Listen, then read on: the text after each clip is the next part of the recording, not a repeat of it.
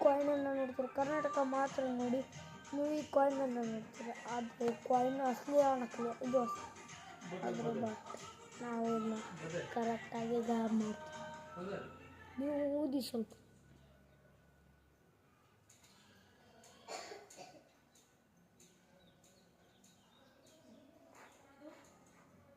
ನೋಡಿ ನಿಮ್ಮ ಮುಂದೆ ಇಡ್ತೀವಿ. ಆದರೆ ಅದು ಎಲ್ಲೈತು ಕಾಯಿನ್ ನಮ್ಮ ಕೈಯಲ್ಲಿ ನೋಡಿ.